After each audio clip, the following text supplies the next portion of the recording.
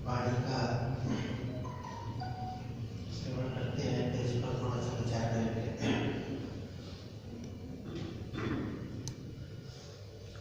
घड़ी अमोलक सोनी जो प्रेम भगत चित आए, मंगत लाभ इस देह का पल पल लियो कमाए। मानुष जन्म में मिले बचारी, बंधन मुकत का लेख पाई। और जून में भेद नहीं पाए, जिस कर कर्म गति दुख जाए। मानुष देही की यही बढ़ियाई, कर्म विचार मिले प्रभुताई। जन्म अमोलक जिस नहीं सवारा, जुग जुग भर में 84 तारा। तासो विचार करो सुखदाई, जासे जनक सुफल हो जाई। सत असत की करो पहचाना, हरो गुबार कर्म बिखराना। सत कर्म की करो पहचानी, पाप कर्म तजो दुख खानी। छिन छिन गत कर्म विचारो, भव सिंधु से उतरे पारो। पाप कर्म नित देवे कलेशा, मनुआ तापे धर पाप बसे खा। सोई मानुष करो विचारी, अपनी करनी का जो लेख लिखाई। पाप कर्म से मन को ढाके, सत्य कर्म को अंतर्गत जाके। सत्य कर्म ये सार सुख राशि, कटे जन्म मरण की फांसी। सत्य कर्म ये सार सुख राशि, काटे जन्म मरण की फांसी। सत्य कर्म बिन निर्मल ना होई, पाप कूप को नित पर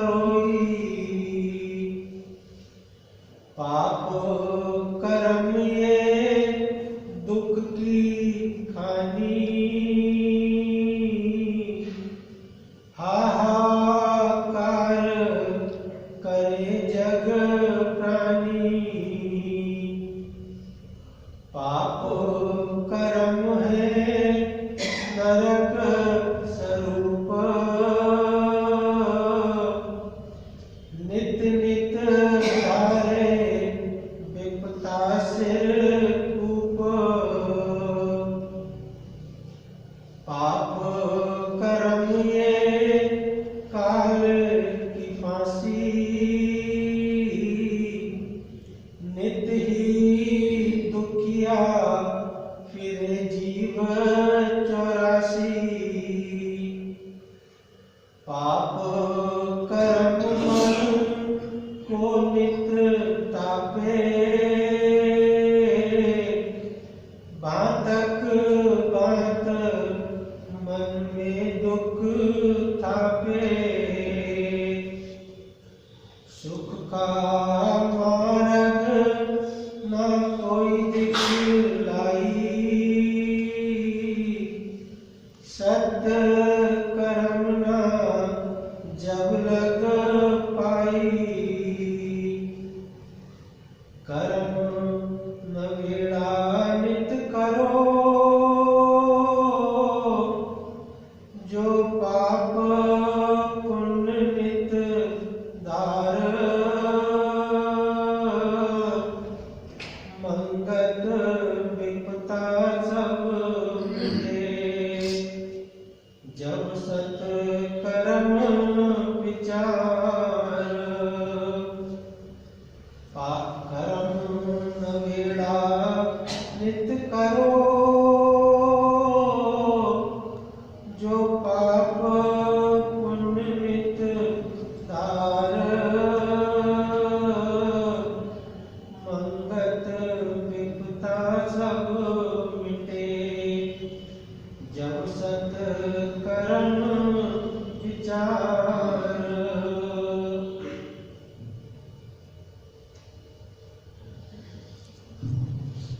सत्संग का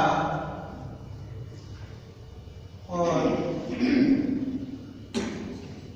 सत्शास्त्रों का या संतों का जितना भी निर्णय है, सब एक ही निष्कर्ष है कि इस मनुष्य जन्म का वास्तविक लक्ष्य है। क्योंकि बहुत दुर्लभ देह शास्त्रों ने बताई है, और यदि हम संसार में देखें तो जितने भी प्राणी संसार में जीव जंतु और प्राणी नजर आते हैं, उनका जीवन देखें और मनुष्य उनकी तुलना करें तो साफ दिखाई देता है मनुष्य का जन्म अधिक श्रेष्ठ है। लेकिन ये श्रेष्ठता किस बात की है, किस बात में श्रेष्ठ है? तो यदि कर्म देखे जाए तो जितना अन्य सब जीव जंतु सब कर्म कर रहे हैं, वही सारा कर्म हम सब करते हैं। खाना पीना सोना, अपने जीवन की रक्षा करना, ये मनुष्य भी करता है और संसार के सारे जीव जंतु भी करते हैं। और यदि इन्हीं चीजों को हम श्रेष्ठ माने, संसार के व्यवहार को, संसार में जीने के तरीके को, तो मनुष्य को वो कलाएं सीखने में 20 साल लगते हैं जो वो जीव जंतु जन्म से उन कलाओं को लेकर पैदा होते हैं। तो केवल यदि संसार के कर्मों की तुलना करें तो मनुष्य कहीं भी श्रेष्ठ नहीं है, वो हमसे कहीं ज्यादा श्रेष्ठ है। लेकिन फिर इसकी श्रेष्ठता क्या है? बस केवल एक चीज में, एक कार्य में श्रेष्ठता मनुष्य की बताई गई कि इसके अंदर बुद्धि है, विवेक है, ये सही गलत का निर्णय कर सकता है। लेकिन यदि हम अपने जीवन में निगाह डालें तो क्या वास्तव में जो हमारा जीवन चल रहा है, जिसको लेकर हम सारा जीवन जीते रहते हैं, जिन कर्मों को लेकर, जिन लक्ष्यों को लेकर, कभी हम इस पर विचार करते हैं कि क्या वास्तव में ये हमारा सही लक्ष्य है, ये सही कर्म है, या ये जो हम सारा जिंदगी का कर्म कर रहे हैं ये सार्थक है? हम केवल ये विचार नहीं करते, बस केवल एक संसार की दौड़ को लेकर जीते रहते हैं। तो सत्पुरुष सत्संग के माध्यम से या शास्त्रों के माध्यम से हमको ये चेताते हैं कि देखिए, सत्य असत्य की करो पहचान। अगर ये पहचान नहीं की तो पशु में और हमारे जीवन में कोई अंतर नहीं।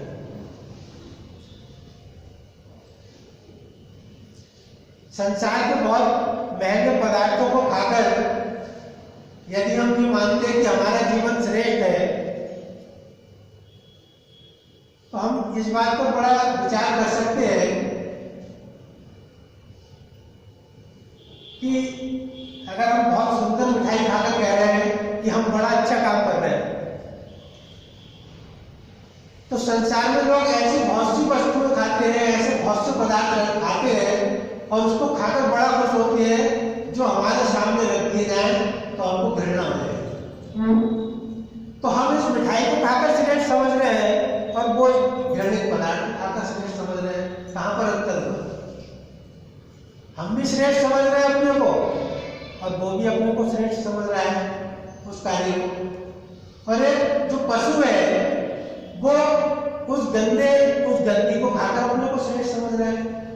सब अपने को काबिल समझ रहे हैं, सब विद्वान समझ रहे हैं। तो कहां पर अंतर हुआ? ये कभी हम जीवन में विचार नहीं करते। तो सत्पुरुष हमको ये मार्ग दे रहे हैं कि सत्य असत्य की करो पहचाना, कि वास्तव में जितना कर्म कर रहे हो क्या ये जीवन का सार्थक कर्म है?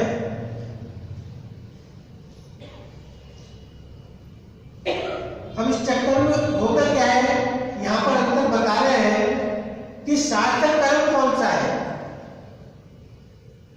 अब ये हम निर्णय करें कि वास्तव में जो मैं जी रहा हूं ये जीवन, क्या ये मेरा सत्कर्म की श्रेणी में आता है या पाप कर्म की श्रेणी में आता है? तो सत्कर्म और पाप कर्म की पहचान बता रहे हैं। क्या बता रहे हैं कि सत्य कर्म ये सार सुख राशि, सत्य कर्म ये सार सुख राशि, काटे जन्म मरण की फांसी। ये सत्कर्म की पहचान है कि जो जन्म और मरण की फांसी को काटता है। कैसे? कौन सा सत्कर्म हुआ? तो पाप कर्म बता रहे हैं। पाप कर्म ये काल की फांसी, पाप कर्म ये काल की फांसी, नित्य ही दुखिया फिरे जीव 84। अब सत्कर्म और पाप कर्म क्या है, ये थोड़ा सा अंतर बताया। इसको समझा रहे हैं उपदेश में। कह रहे हैं कि जब तक भोग वासनाएं चित्त में उत्पन्न होती रहती है, जीव चाहे जिस हालत में भी रहे उसकी भटकन बनी रहती है। हम जितना कर्म कर रहे हैं, जिसको हम भेद नहीं करते कि वास्तव में ये सत्कर्म है या पाप कर्म है, लेकिन इसका भेद क्या है कि जीव चाहे जिस हालत में भी रहे उसकी भटकन बनी रहती है। जीव का सफर खत्म हो जाने से इसकी खुलासी हो जाती है। तो कह रहे हैं जितना हम कर्म करते हैं जो हमारी भोग वासनाओं को पूरा करने वाला है, जो हम अपनी वासनाओं के वशीभूत होकर कर्म करते हैं, जो भोगों के वशीभूत होकर कर्म करते हैं, वो सारा कर्म पाप कर्म कहलाता है। क्यों कहा इसको पाप कर्म? अब हम अपने जीवन पर विचार कर लें। संतों की बात तो थोड़ी गहरी होती है, अपना अनुभव ज्यादा ही होता है। हमारा जितना कर्म है सब किसी न किसी इच्छा को लेकर होता है, और सबसे बड़ी इच्छा क्या है? इस शरीर को सुख प्रदान करने, इस शरीर को बनाए रखने। तो इसका सीधा मतलब हुआ कि हमारा जितना कर्म है वो इस शरीर पर केंद्रित है, और जितना कर्म है, जितना हम कर्म और संसार में फैलाते जा रहे हैं, बढ़ाते जा रहे हैं, वो हमको केवल इस शरीर के अहंकार की ओर ले आ रहा है। इस शरीर को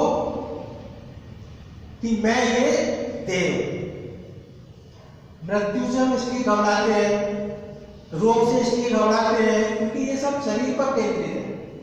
तो हमारे जीवन का जितना कर्म है वो केवल देह प्रधान है। और ये संत कहते हैं कि इस देह प्रधानता को लेकर हम जितना कर्म कर रहे हैं ये आखिर हमको क्या देगा? वो कह रहे हैं ये सारा कर्म हमको, पाप कर्म ये काल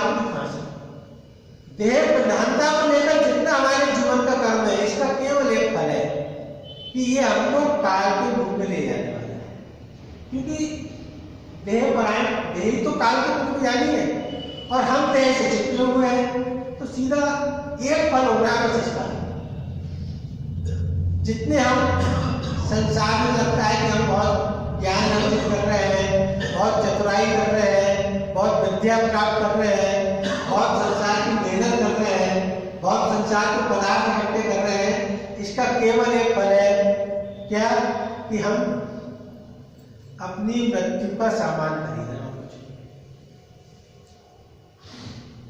तो ये मार्ग हमको कौन दिखा रहा है? ये मार्ग हमको फिर सतपुरुष बताते हैं कि ये तुम्हारा प्रयत्न गलत है, और ये सारे प्रयत्न का अनुभव भी हमको है। आज तक देख लीजिए, हमने यही तो सब काम किया और इसके परिणाम में हमको क्या मिला? इसके परिणाम में क्या मिला? कि पाप कर्म नित्य देव कलेश, कभी शांति नहीं मिली। इसका परिणाम क्या होता? क्योंकि मृत्यु का ही भय है और मृत्यु वाले काम कर रहे हैं, तो छूटने का काम कर रहे हैं। देह से छूटने का कोई कर्म नहीं हो रहा है। कर्म देह की ओर बढ़ने वाले और फिर मृत्यु का भय बना रहता है, काल का भय बना रहता है। और हम सब जानते हैं कितना हम भय खाते हैं, अपना भी, अपने मित्रों का भी, अपने परिवार का भी, इसी भय में जीते रहते हैं। तो ये जो ईश्वर का मार्ग है, धर्म का मार्ग है, ईश्वर भक्ति का मार्ग है, ये हमको देह परायणता से छुड़ाने वाला है। और क्या चीज प्रदान करता है? कि हम, हमारा जो वास्तविक स्वरूप है, इसको सत स्वरूप कहते हैं, जो हम रियल है, उसकी ओर हम जाने, इस झूठे देह से छूटने का प्रयास करें। तो जितना इस देह से छूटने का प्रयास है, ये सारा आता है सत्कर्म की श्रेणी में। और जितना देह की ओर बढ़ने का प्रयास है, जो आपके इस भ्रम को गहरा करता है कि मैं देह हूं, ये सारा का सारा सब पाप कर्म की श्रेणी में आता है। और हम रात दिन बहुत मेहनत करके, जीवन को देके इसी पाप कर्म को बढ़ाने में लगे हुए हैं, आंख बंद करके, और लगता है हम बहुत सफलता प्राप्त करें। तो इसलिए कह रहे सतगुरु कि जब तक हम इस पाप कर्म से अपना मार्ग नहीं बदलेंगे, सत्कर्म की ओर नहीं बढ़ेंगे, जो हमारा वास्तविक स्वरूप है उसकी ओर बढ़ने का जो प्रयास है, उस वास्तविक स्वरूप को जानने का जो कर्म है, केवल वही सत्कर्म की श्रेणी में आता है।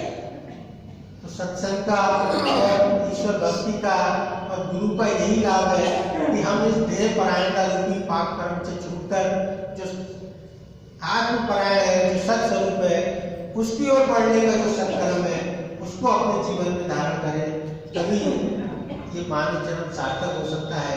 और यही गुरु भक्ति हमारी, हमको उस ओर बढ़ने का यही गुरु भक्ति का फल है।